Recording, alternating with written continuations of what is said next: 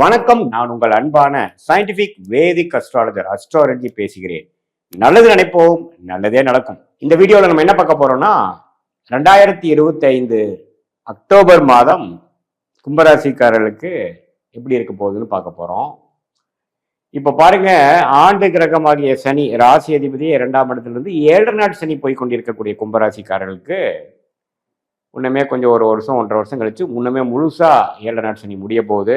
நம்ம இந்த வீடியோவில் சயின்டிஃபிக் வேதிக் அஸ்ட்ராலஜி முறையில் எந்த விதத்திலும் மிகைப்படுத்தாமல் மூடநம்பிக்கையில் போகாமல் உள்ளது உள்ளவாறு பார்க்க போகிறோம். எப்படி நம்ம கர்மா செயல்பட போகிறது, கிரகத்தின் அமைப்பு பொறுத்து நம்மளுடைய அடுத்து வரக்கூடிய வாழ்க்கை சம்பவங்கள் எப்படி இருக்க போகுதுங்கிறது பார்க்க போகிறோம். குரு பாருங்க 5ஆம் இடத்துல இருந்து ராசியை பார்க்கறது நல்ல அமைப்பு. குழந்தைகள் விஷயமாக, நட்பு விஷயங்கள், உறவுகள் விஷயங்கள், காதல் விஷயங்கள், திருமண விஷயங்கள், இது எல்லாமே ஓரளவுக்கு பாசிட்டிவாக முடியக்கூடிய அமைப்புகள் கொஞ்சம் கொடுக்கக்கூடிய அமைப்பு தான் குரு 5ஆம் இடத்துல இருக்கிறது. ராசிக்குள்ள ராகுவும் 7ஆம் இடத்துல கேதுவும் இருந்து உறவுகள், கருத்து, அந்த குடும்பத்துக்குள்ள இருக்கக்கூடிய விஷயங்கள், நண்பர்கள், நம்மளுடைய பங்குதாரர்கள், அன்றாட வாழ்க்கையில் நம்ம மீட் பண்ணக்கூடியவங்களுக்குள்ள கொஞ்சம் ஜாக்கிரதையா இருக்கக்கூடிய அமைப்புகள் தேவைப்படுது. ஏன்னா ராகு கேது ராசிக்குள்ள இருக்கும் பொழுது நீங்க திடீர்னு சில புது ஆளுகளை பார்ப்பீர்கள். அது வைத்து நாங்கள் முடிவுகளை டக் டக்குன்னு எடுக்கக்கூடாது. கொஞ்சம் பழகி பார்த்து சில விஷயங்கள் தெரிந்து கொண்டதுக்கு அப்புறம் தான் அதுக்கு தகுந்த மாதிரி நீங்கள் காயை நகர்த்த வேணுங்கிறத நான் தெரிஞ்சுக்கிறேன். ஏன்னா ராகு கேது ராசிக்கு சம்மந்தப்படுவது மனக்குழப்பங்களை கொடுக்கும். திடீர்னு நாம எந்த விஷயத்தையும் ஆலோசனை பண்ணாமல் முயற்சி எடுக்கிறது பிற்காலத்தில் அது பிரச்சனைகளாக முடியக்கூடிய அமைப்புகள் உண்டு. கிளாரிட்டி ஆஃப் மைண்டை கொஞ்சம் குறைக்கக்கூடிய அமைப்புகள் ராகு கேது ராசியோட சம்மந்தப்படும் பொழுது கொடுத்து விடுகிறார் என்பதை நீங்கள் புரிந்து கொள்ள வேண்டும். ஸோ மற்றபடி பார்த்தீங்கன்னா சனியின் சஞ்சாரம், குருவின் சஞ்சாரம் பரவாயில்லை.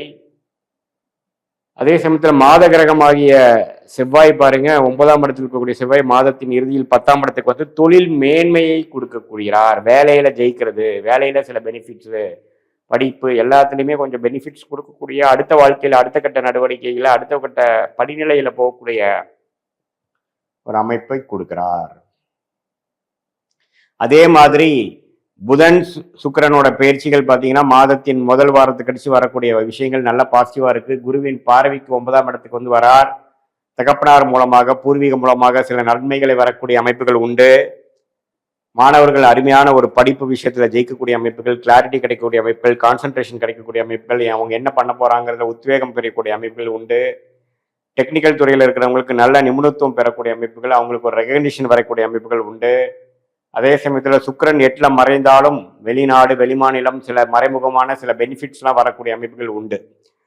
ஸோ சூரியனும் பாருங்க 8ஆம் இடத்துல பார்த்து 8ஆம் இடத்துல இருக்கக்கூடிய சூரியன் 9க்கு குரு பார்வை பெறுவதும் பார்த்தீங்கன்னா நல்ல ஒரு அமைப்பு தான்.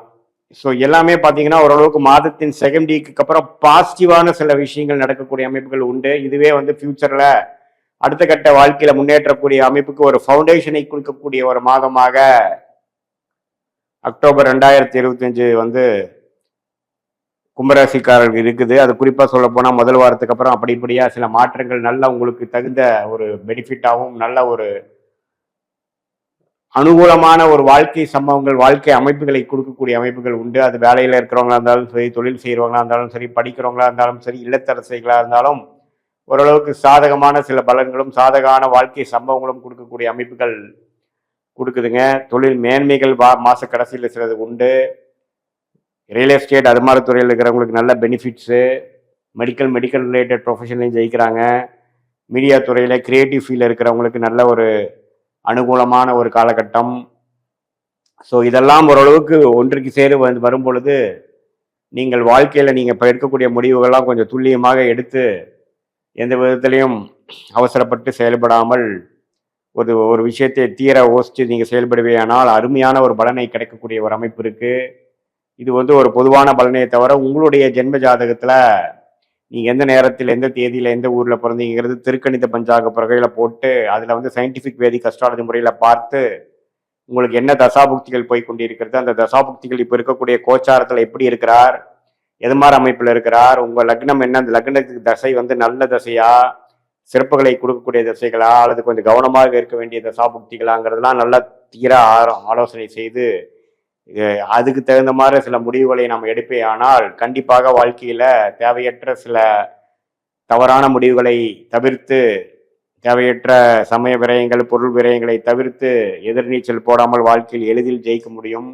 அதற்கு இந்திய வேத ஜோதிடம் வந்து சயின்டிஃபிக் முறையில நம்ம பார்த்து எதையுமே நம்ம மிகைப்படுத்தாமல் பரிகாரங்கள் அது மாதிரி மூட நம்பிக்கைக்குள்ள போகாமல் உள்ளது உள்ளவாறு நம்ம அறிவியல் சார்ந்த கலையை துல்லியமாக பார்த்து அதுக்கு தகுந்த மாதிரி வாழ்க்கையில் நீங்கள் சம்பவங்களை எடுத்து வாழ்க்கையில் நீங்க நகர்த்துவையானால் எந்த நேரத்தில் வேலை மாற வேண்டும், எந்த நேரத்தில் வந்து இடமாற்றங்கள் காமிக்கிறது, எந்த நேரத்தில் வந்து நமக்கு உயர்வுகள் வருகிறது, எந்த நேரத்தில் வேகமாக போகணும், எந்த நேரத்தில் அடக்கி வாசிக்கணும், எது மாதிரி அமைப்புகள் காத்து கொண்டிருக்கிறது, திருமணத்துக்கான நேரங்கள் எப்போ, எது மாதிரி நேரத்தில் வெளிநாடு வாய்ப்புகள் இருக்கு, எப்போ நம்ம உயர் படிப்பு படிக்கலாம், எந்த உயர் படிப்பு படிக்கலாம், எது நமக்கு பிராப்தமாக இருக்கிறது, நம்ம கர்மா எப்படி சொல்கிறது, இதெல்லாம் சயின்டிபிக் முறையில நம்ம தெரிந்து இப்ப நம்ம பேசின ஆண்டு கிரகமாகிய குரு சனி ராகு கேதுவோட பயிற்சி விஷயங்களையும் மாத கிரகமாகிய செவ்வாய் சுக்கிரன் சூரியன் புதன்கிற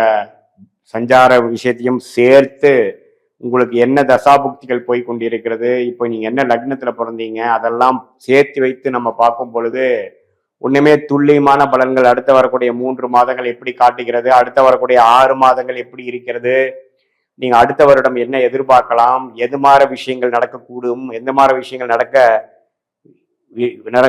நடக்க போற வாய்ப்புகள் மிகவும் குறைவாக இருக்கிறது, எதை நோக்கி நம்ம வாழ்க்கையை செல்கிறது, நம்ம கர்ம பலன் என்ன சொல்கிறது அப்படிங்கிறத இந்திய வேத ஜோதிட முறையில சயின்டிபிக்கா நம்ம பார்க்கும் பொழுது தேவையற்ற முடிவுகளை எடுத்து எதிர்நீச்சல் போட்டு நம்ம மனம் குழம்பி அடுத்தவங்களையும் குழப்பி நம்ம சில விஷயங்களை வாய்ப்புகளை நழுவ விட்டு செய்யும் பொழுது வாழ்க்கையில் பின்தங்கி இந்த வாழ்க்கையில ஜெயிப்பதற்கான வாய்ப்புகளை குறைத்து விடுகிறோம். ஸோ இதை வந்து இந்திய வேத ஜோதிடத்தை வந்து அறிவியல் சார்ந்த முறையில நம்ம அணுகி இப்ப நம்ம பேசின கோச்சார முறையும் கும்பராசிக்கு எப்படி செயல்படுகிறதுங்கிற விஷயத்தையும் பார்த்து உங்களுடைய லக்னத்தை அறிந்து அது வரக்கூடிய தசாபுக்திகள் என்ன, அந்த தசநாதன் எப்படி இருக்கிறார், ஆட்சி உச்சமத்துல இருக்கிறாரா, எது மாதிரி பலன்கள் கொடுக்குது, எப்படி அது வந்து பிராப்தமான விஷயங்களா எப்படி இருக்கு, எந்த மாதிரி துறையில போகலாம், எப்போ நம்ம அபிவிருத்திக்குள்ள போகலாம், எப்போ நம்ம மாறலாம், எப்போ மாறக்கூடாது, எது மாதிரி விஷயங்கள் காட்டுகிறதுங்கிறதெல்லாம் நம்ம துல்லியமாக நாம பார்த்து நம்மளோட அப்பாயின்மெண்ட் விஷயத்துல வந்து நம்ம ஜோதிடத்தை நம்ம வந்து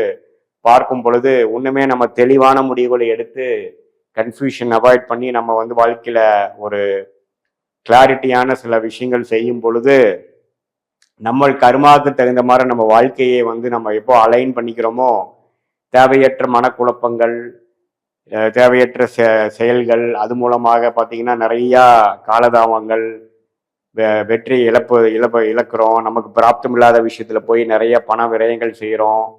கடைசியா பார்த்தீங்கன்னா நம்ம எல்லாமே எந்த ஒரு தவறுகள் செய்தாலும் அதுக்கு நம்ம ஒரு விலை கொடுக்க வேண்டிய ஒரு விஷயமாக இருக்கக்கூடிய காலகட்டமாக இருப்பதனால நாம கொஞ்சம் நம்மளுடைய கர்மாவை தெரிந்து அதுக்கு தகுந்த மாதிரி வாழ்க்கையை நம்ம நகர்த்தும் பொழுது வாழ்க்கையில் எழுதி வெற்றி பெற முடியும் என்பதை சொல்ல விரும்புகிறேன். மீண்டும் மற்றொரு காணொளியில் சந்திப்போம். நன்றி.